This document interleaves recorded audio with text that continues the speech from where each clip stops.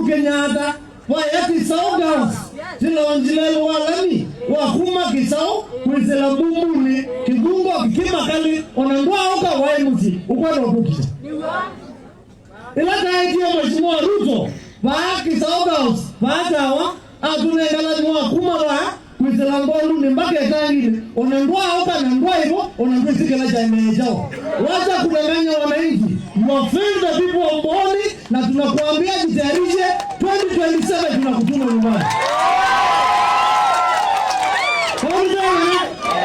Wewe wakwa.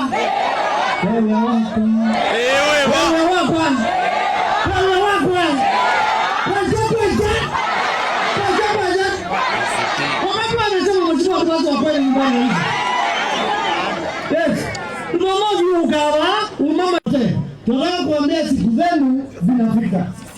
Waone sasa, timu naende tena kwanza kuna tensi marafiki wangu wako pale sana. Nataka kuwatambua na kusema ni asante sana kwa kufika na kunipatia support. Au umeamua wewe wako ba? Wewe wako ba? Kwanza. Mdala umuwe haki ulipe. Mheshimiwa Ruto mkubukumie. Isote na ibaya. Tindenge imetindiwa mbesa baina leo milioni moja mbesa ina leo. Kabla tukuje hapo tuna Mboni ward kikima ward ya Mboni tuna nenge mbesa tiandiwa inaandikwe kanisa. Tuna ibayo yakako tuna leo mbesa women empowerment. Onasimu ile sina lela mheshimiwa Ruto tunenge mbesa ingi cha women empowerment. Sia mmoja mko neza ba. Leo mwana uzuri weke neza na ndege neza. Niweke neza. Alama acha wote kama mwewa wakati wa mimi narawa. Wakati wanasema tuta mama. Wote nisomee hapa.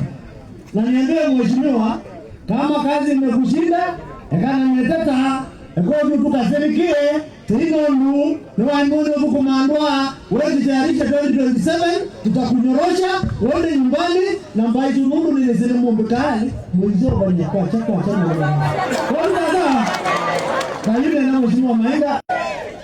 Na nataka nikuambie mheshimiwa Kibasu, wacha nikuelezee mzuri. I want to school you a little bit from your possession of funeral politics. Ngwelata manda malelwa maendeleo ameba Mboni uvimanga mangu wikendana.